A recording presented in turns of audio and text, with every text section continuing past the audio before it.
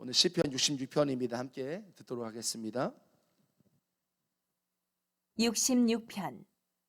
온 땅이여 하나님께 즐거운 소리를 낼지어다. 그의 이름의 영광을 찬양하고 영화롭게 찬송할지어다. 하나님께 아뢰기를 주의 일이 어찌 그리 어미하신지요. 주의 큰 권능으로 말미암아 주의 원수가 주께 복종할 것이며 온 땅이 주께 경배하고 주를 노래하며 주의 이름을 노래하리이다 할지어다. 셀라. 와서 하나님께서 행하신 것을 보라. 사람의 아들들에게 행하심이 어미하시도다. 하나님이 바다를 변하여 육지가 되게 하셨으므로 무리가 걸어서 강을 건너고 우리가 거기서 주로 말미암아 기뻐하였도다. 그가 그의 능력으로 영원히 다스리시며 그의 눈으로 나라들을 살피시나니 거역하는 자들은 교만하지 말지어다. 셀라. 만민들아 우리 하나님을 송축하며 그의 찬양 소리를 들리게 할지어다. 그는 우리 영혼을 살려두시고 우리의 실족함을 허락하지 아니하시는 주시로다. 하나님이여 주께서 우리를 시험하시되 우리를 단련하시기를 은을 단련함같이 하셨으며 우리를 끌어 그물에 걸리게 하시며 어려운 짐을 우리 허리에 메어 두셨으며 사람들이 우리 머리를 타고 가게 하셨나이다. 우리가 불과 물을 통과하였더니 주께서 우리를 끌어내사 풍부한 곳에 들이셨나이다. 내가 번제물을 가지고 주의 집에 들어가서 나의 서원을 주께 갚으리니 이는 내 입술이 낸 것이요 내 환난 때에 내 입이 말한 것이니이다.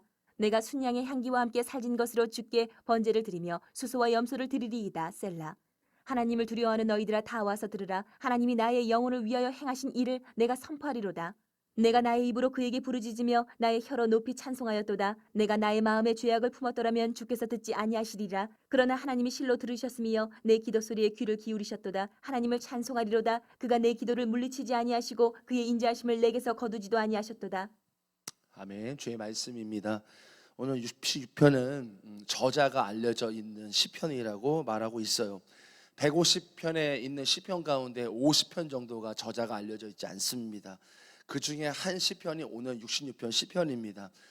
주석가들은 이 시편을 성가대 지휘자에게 바쳐진 노래다라고 말하기도 합니다. 그래서 표제를 보시면 뭐라고 나오냐, 시 인도자에 따라 부르는 노래, 인도자, 지휘자라고 말할 수 있겠죠. 그래서 그렇게 붙이고 있는 것입니다. 앞선 65편과 같이 하나님을 찬양하고 있는 시입니다. 하나님을 찬양하고 있어요.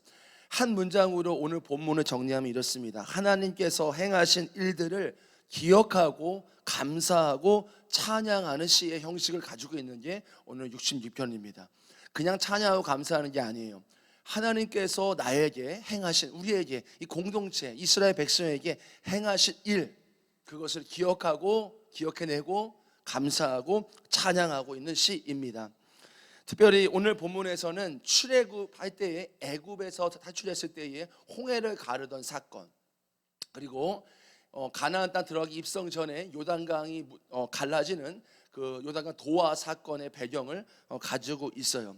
그래서 5절과 7절 말씀에 특별히 그런 의미의 뉘앙스가 비춰지고 있습니다. 그래서 백성들이 경험했던, 체험했던 구원의 역사를 선포하며 찬양하고 있습니다. 이 시가 지금 말씀드린 배경 당시에 쓰여진 게 아니라 학자들이나 주석가들은 주로 후대에 이 시편이 쓰여졌다라고 말하고 있어요. 그러니까 오늘 66편을 통해서 우리가 알 수 있는 것, 우리가 깨달을 수 있는 것이 무엇이냐면 백성들을 구원하신 그 사건, 홍해를 가르셨을 거고 요단강을 건너게 하신 그 사건, 하나님이 구원하신 그 사건을 통해서 기억해내고 그리고 감사하며 찬양하라는 그런 의미가 가지고 있다라고 우리가 받아들이면 되겠습니다. 여러분, 저와 여러분도 분명한 사건이 있지요. 무엇입니까? 오늘 말씀을 통해서 영혼의 구원을 우리가 얻었죠. 이 백성들은 출애굽을 하고 하나님의 그 구원의 역사를 경험했어요. 우리도 마찬가지입니다. 예수 믿고 예수로 말미암아 구원함의 역사를 우리가 경험했어요. 그리고 여러분, 구원은 뿐만 아니죠. 영혼의 구원뿐만 아니라 우리의 삶에 예수 믿고 난 후에도 구원의 역사가 있습니다. 여러 어려운 일들, 힘든 일들, 정말 하나님의 도움이 아니면 안 되는 일들, 그런 삶의 여러 우리 삶 속에 구원받은 이후에도 하나님이 실제적으로 우리의 삶을 구원하셨던, 우리의 삶을 건져주셨던 그 구원도 있잖아요. 구원받은 삶의 이후에도 구원의 은혜가 있어요. 그 은혜들을 끄집어내야 될 줄로 믿습니다. 오늘 말씀을 통해서 우리가 해야 될 것은 그 하나님의 구원의 은혜를 끄집어내야 돼요. 예전에 나를 구원하신 그 생명의 그 은혜 뿐만 아니라 구원받은 이후의 삶 속에서도 우리의 삶을 인도하셨고 도와주셨던 그 은혜들을 끄집어내고 오늘 백성들이 기억해내고 감사하고 찬양했던 것처럼 우리의 삶도 오늘 말씀을 통해서 우리의 영혼의 구원뿐만 아니라 우리 인생 가운데에 하나님이 돌보시고 입히시고 역사하셨던 그 예전의 그 기억들을 기억해내고 감사하고 찬양하는 저와 여러분 되기를 축복합니다. 그 구원의 역사를 이루신 분은 어떤 분이십니까? 그걸 왜 끄집어내겠어요 우리가요? 왜 기억해내야 됩니까? 지금도 그렇게 역사하실 수 있는 분이기 때문인 것입니다. 지금도 이전처럼 우리의 삶을 그렇게 역사하시고 인도하시고 입히시고 도와주실 수 있는 분이시기 때문인 것입니다. 할렐루야. 우리가 그 주님을 기억해내고 감사하고 찬양할 수 있는 오늘 이 말씀이 저와 여러분에게 붙잡아지기를 축복합니다. 먼저 2절을 보시면 이렇게 나와요. 저자는 그의 이름의 영광을 찬양하고 영화롭게 찬송할지어다 라고 찬양하고 있어요. 이어지는 3절 4절에 찬양해야 되는 이유로 말하고 있어요. 찬양해야 되는 이유. 주의 일이 어찌 그리 어미하신지요. 주의 큰 권능으로 말미암아 주의 원수가 주께 복종할 것입니다 라고 말하고 있어요. 즉 주님의 큰 권능으로 인해서 뭐하고 있다는 거예요? 주의 원수가 주께 복종할 것이기 때문에 찬양한다는 겁니다. 이 구절은 하나님께서 이스라엘이 애굽에서 이 건짐받고 구원하신 놀라운 구원 사역을 염두한 구절이에요. 자, 이어지는 5절 7절 6절에 이렇게 나와요. 하나님이 바다를 변하여 육지가 되게 하셨으며 홍해 사건 얘기하고 있는 거예요. 그리고 무리가 걸어서 강을 건너고 우리가 거기서 주로 말미암아 기뻐하였도다. 자, 이 두 구절 6절 말씀 5절 6절 7절 오늘 본문에 나오는 이 배경은 두 개의 사건을 모티브로 하고 있는 거예요. 첫 번째는 홍해를 가르신 사건인 거예요. 두 번째는 요단강 가나안 땅 입성 전에 요단강을 건널 때 갈라진 사건을 말하고 있는 것입니다. 둘 다 똑같은 의미가 똑같이 갈라졌죠. 저자는 하나님을 찬양하라고 인도하고 있어요. 지휘자라고 했죠. 하나님을 찬양하라고 인도하고 있습니다. 놀라운 하나님의 구원의 역사, 놀라운 구원의 역사를 이루셨기 때문에 마치 지휘자가 성가대를 인도하는 것처럼 이 인도자가 우리를 인도하고 있는 거예요. 하나님 감사해라. 하나님이 바다를 가르셨다. 위에서 아래로 가르셨다. 옆으로 가르셨다. 그 하나님 감사하라고 인도하고 있는 것입니다. 여러분, 우리들도 하나님은 찬양해야 합니다. 왜 찬양해야 합니까? 우리의 인생 가운데 놀라운 구원의 역사를 이루셨기 때문인 거예요. 우리가 죽을 수밖에 없는 죄와 속박, 마귀의 자녀, 아들로 살아갔던 우리의 인생, 그로 말미암아 구원받지 못하고 예수 모르고 예수를 믿었지만 종교인을 살며 살아가는 우리 인생 가운데에 결국은 우리의 결말은 지옥이었고 멸망일 수밖에 없었던 우리의 인생이었어요. 근데 예수 그리스도의 그 한량없는 은혜, 하나님의 한량없는 사랑으로 우리가 구원받았습니다. 얼마나 감사한 것입니까? 우리가 예수로 말미암아, 예수의 보혈로 말미암아 우리가 씻김받고 건짐받을 수 있었다는 게 얼마나 큰 은혜인 것입니까? 저는 여러분 모태신앙이었어요. 우리 할머니 때보다 3대 믿고 있는데 모태신앙이었지만 집안은 이 할머니만 믿고 있었습니다. 저는 교회 다닐 때 종교인이었어요. 그냥 뭐 먹을 거 사주니까 하고 따라다니던 그런 종교인에 불과했습니다. 어린아이였지만요. 저는 어렸을 때 촉망받는 유망주 선수였어요. 축구 유망주였어요. 저는 아주 근데 유약한 성격이 갖고 있었어요. 마음이 약하고 마음이 굉장히 약했습니다. 합숙을 못했어요. 함께 사람들과 모여있지는 못했어요. 그래서 선수의 길 포기할 수밖에 없었습니다. 잘 나갈 수 있었고 제가 만약에 목사가 안 됐다면 여러분 TV로 볼 수 있을 정도로 제가 촉망받는 유망주였습니다. 저는 이 축구를 관둔 후에 제 유명세를 친구들한테 팔았어요. 나는 이렇게 될 사람이었어. 나는 어떤 감독이 나를 너 키워줄게 라고 했던 사람이었어. 저 자신을 위로하면서 사람들한테 어린 시절부터 인정받으려고 나 이랬던 사람이야. 나는 예전에 이렇게 됐으면 유명한 사람이 됐을 거야. 이러면서 저를 자랑하고 저 자신을 위로하고 사람들한테 인정받으려고 했던 어린아이였어요. 그러던 중에 제가 연인 왕따를 당했어요. 학교에서 왕따를 당하고 제 등치가 커 보이지만 왕따 당했어요. 뭐 초등학교, 중학교 이렇게 왕따를 당하면서 사람들한테 놀림을 당하고 그런 시절을 지냈고 심지어는 제가 교회에서도 왕따를 당했어요. 교회에서 왕따를 당하고 친구들이 좋아하지도 않고 말도 안 걸고 이런 시절을 보냈습니다. 그래서 그러던 중에 가기 싫어했던 수련회 꼭 가라고 하잖아요. 어린 시절 꼭 수련회 가야 된다. 선생님이 너 가야 돼. 그래가지고 겨우겨우 그냥 가기 싫어가지고 울며 갔어요. 가는데 수련회 중에 저랑 뭐 친한 사람은 아무도 없으니 그냥 혼자 방에서 방에서 그냥 앉아 있는 거예요. 앉아서 있는데 그냥 심심하니까 성경 말씀을 읽었어요. 펼쳤어요. 그냥 성경 말씀 펼쳐서 이렇게 보는데 그때 주님이 저를 찾아오셨어요.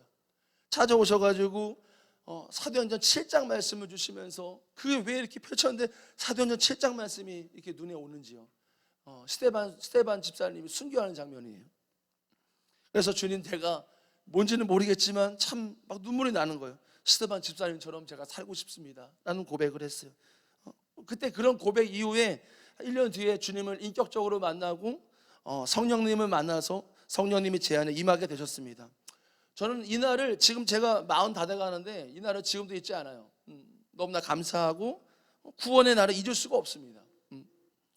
저는 죽으려는 기억도 있어요. 죽으려고 했던 삶도 있었습니다. 죽으려고 했던 그날도 저는 여전히 열심히 있는 청년이었거든요.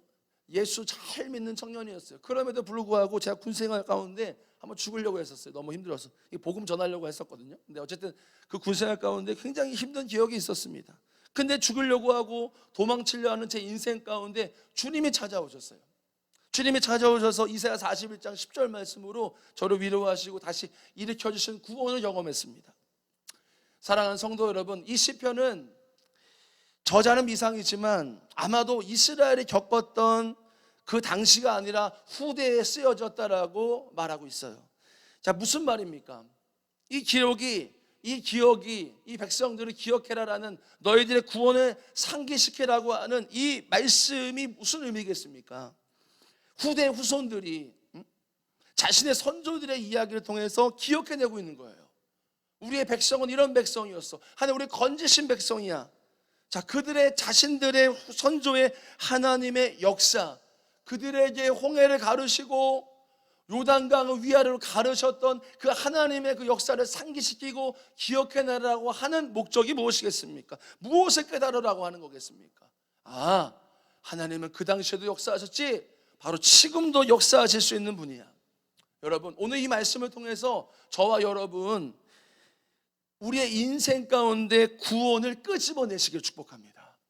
우리의 삶 가운데에 이전에 있었던 하나님의 구원의 사건을 끄집어내시고 기억해내시길 축복해요. 여러분들이 구원받았던 그 첫사랑, 나를 건지셨고 나를 교회로 인도하셨고 나를 구원하셨던 그 은혜, 그리고 그뿐만 아니라 여러분의 인생 가운데에 구원의 인생뿐만 아니라 우리의 인생의 삶 가운데도 구원이 있잖아요. 우리의 삶의 결정적인 순간, 어려웠던 순간, 이런 순간들 가운데 하나님 우리를 건지셨던 어떤 시점, 어떤 그 해, 어떤 그 이벤트 가운데 하나님 우리를 어떤 삶으로 건져내시고 공급하시고 인도하셨던 그 은혜들을 있습니다. 그리고 놀랍게 우리를 건져주시고 역사하셨죠. 그런 분이 나의 하나님인데, 나의 삶에 이미 이전에 나의 삶을 그렇게 인도하셨던 분이신데, 여러분 지금이 어떤 문제가 있고 어떤 시련과 어떤 힘듦이 있을지라도 그것이 무슨 문제가 되겠습니까? 이미 하셨잖아요. 우리의 삶 가운데 이미 구원하셨잖아요. 우리의 생명을 구원하시고 우리의 인생 가운데 여러 일들을 극복하게 하셨던 그 은혜가 있지 않습니까? 지금의 문제가 어떤 문제가 되겠습니까? 그 하나님이 지금도 똑같은 하나님이신데요. 우리의 삶에 극복하지 못할 문제가 무엇이며 하나님이 역사하실 문제, 못하실 문제가 무엇이 있겠습니까? 여러분, 그러므로 오늘 말씀을 통하여 저와 여러분 이전에 있었던 그 구원의 은혜를 다시 상기하십시오. 다시 끄집어내십시오. 기억해내십시오. 지금 구원 승리케 하실 큰 구원의 경험인 것입니다. 우리 이전에 그 하나님의 은혜는 지금의 삶을 승리하게 하는 원동력이 되는 거예요. 여러분, 우리에게 하나님께서 예전에 그 구원의 은혜를 기억해내게 하시면서 우리의 믿음을 다시금 불타오르게 하시기를 축복합니다. 마지막으로 6절을 보시면요, 이렇게 나와요. 하나님이 바다를 변하여 육지가 되게 하셨으므로 무리가 걸어서 강을 건너고 우리가 거기서 주로 말미암아 기뻐하였도다 라고 말씀하고 있어요. 여러분, 이 말씀 앞서 말씀드렸지만 이 말씀의 배경은 홍해를 가르시고 요단강을 가르셨던 그 모티브가 되는 이야기입니다. 여러분, 상식적으로 바다가 육지가 된다, 이 말이 되겠습니까? 지금 여러 가지 이런 이상 기후 때문에 그럴 수 있다 쳐도 상식적으로 봤을 때 바다가 육지가 된다라는 것은 이성적인 판단을 넘어서는 일이죠.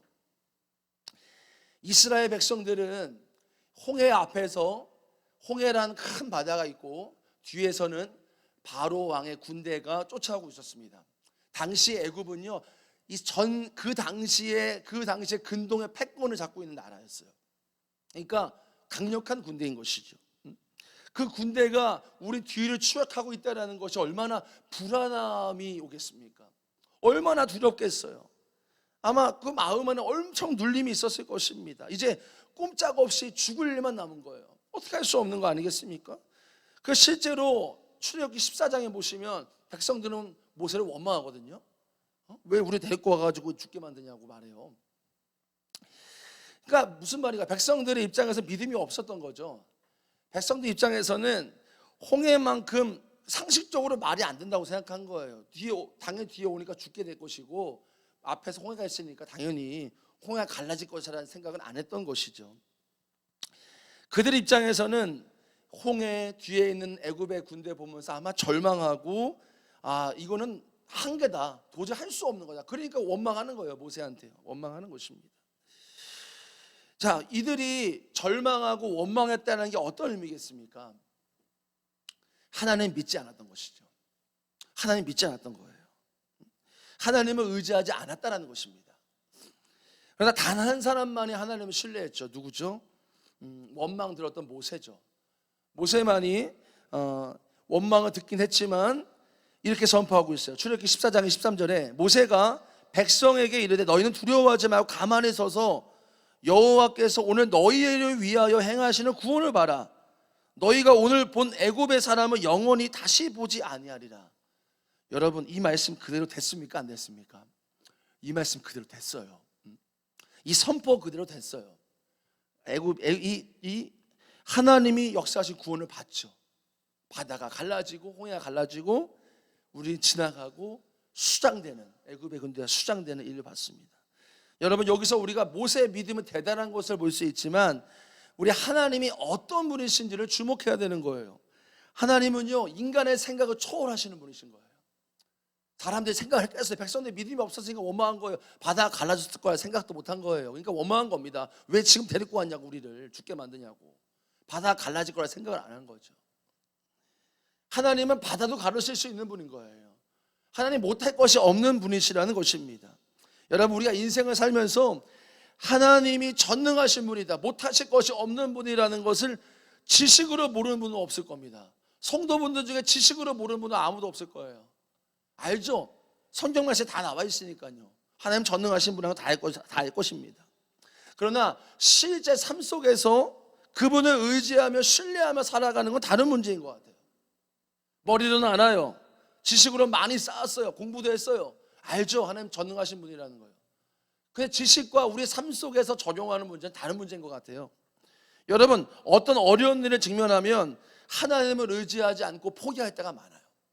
처음에는 잘해요. 처음에는 믿다가 뭔가 안 보이면 금방 포기하거나 기도가 멈출 때도 있습니다. 여러분, 우리의 주님을 향한 인내심, 영적인 끈기가 풀어지고 사라진 것일 수 있어요. 여러분, 하나님이 전능하신 분이라는 것을 안다면, 하나님이 풀어주실 것이라는 것을 안다면, 여러분, 울며불며 애타게 기도하지 않겠습니까? 조금 기도했다고 포기하겠습니까? 아니죠.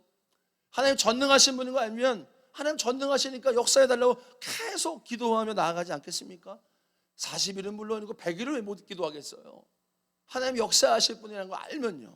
여러분, 제가 모교회 다닐 때 이런 일을 경험했어요. 교회 저녁마다 제가 기도하러 가는데 한 번은 교회 앞에서, 교회가 차도, 그러니까 막 마을버스도 아니고 이런 차도가 바로 옆에 붙어 있었거든요. 교회 바로 옆에 있어요. 인도가 좁고요, 위험하잖아요. 한 번 교회 기도하러 갔는데 그 차도에서, 인도 그 좁은 데서 무릎 꿇고서 차도에서 교회를 향해서 막 기도하는 분을 봤어요. 하나님을 외치고 막 기도하는 거예요. 간절하게 막 눈물로 기도하는 분을 봤습니다. 제가 아는 성도분이었어요. 제가 아는 성도분이었는데 얼마나 간절히 부르짖는지 막 버스 지나가는 사람들이 쳐다보는 거죠. 뭐 하는 거죠, 사람 막 보는데도 그냥 뭐 신경도 안 써요. 막 기도하고 막 몇 시간째 기도하고 막 하는 거예요. 사람들의 시선이 중요하지 않았습니다. 저는 그 옆에서 위험하니까 우리 집사님 좀 교회 들어가서 기도하시라고. 말도 안 들으세요. 얼마나 간절하고 있는지 그냥 너무 힘든 거죠. 뭐 장소도 불문하고 그냥 엎드려서 하나님 도와달라고 구원해달라고 막 기도하시는 거예요. 제가 그 해에 이제 그분을 보고서 이제 교회를 하나님 인도하시면서 다른 어려운 교회에 섬기러 떠나게 됐고, 나중에 이제 모기회로 오니까 그분이 권사님이 되셨더라고요. 믿음이 신실하고 또 보니까 이 교회에서 정말로 잘 신앙생활하고 본이 되는 분이 되셨더라고요. 무엇입니까? 정말 간절하게 정말 하나님께 기도해서 하나님이 그분의 삶에 역사하셨다는 간증을 들은 적이 있어요. 여러분, 이 복음서에 나오는 병을 고침받기 위해 예수님 쫓아온 사람들을 보세요. 얼마나 간절합니까? 사람들은 사람들의 시선도 아랑곳 안 해요. 심지어 뭐 혈루병 여인은 죽을 각오하고 옷 잡으러 간 거예요, 사실상요. 그만큼 간절했다는 거죠.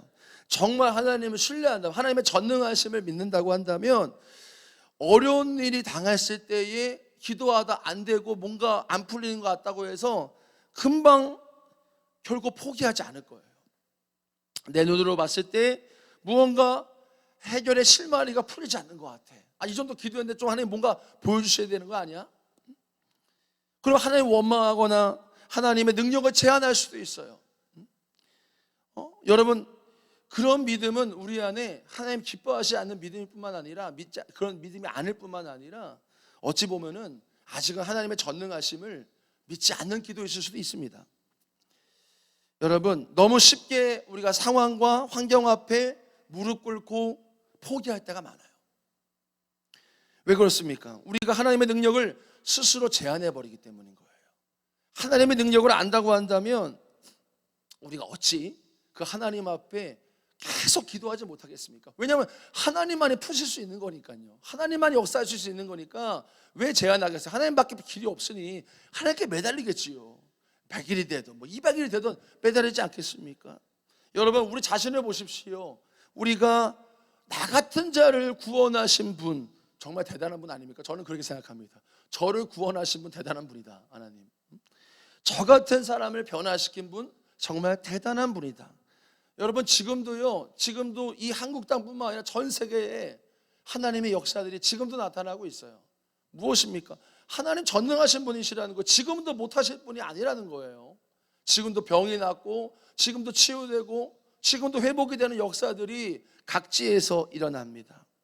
여러분 삶 가운데에 오늘 말씀을 통해서 여러분 삶 가운데 결코 되지 않는 일이 있을 수 있어요. 뭔가 기도해도 하나님이 인도하셨는데, 기도하라 하셨는데 뭔가 막혀있고 뭔가 안 되는 것 같아요. 기도해도 안 되는 것 같아요. 특별히 우리가 오늘 6절 말씀 붙들고 기도하실 때에 한 가지를 붙잡기 원해요. 뭐냐면 구원과 변화예요. 구원과 변화. 결코 변하지 않는 것 같은 나의 삶.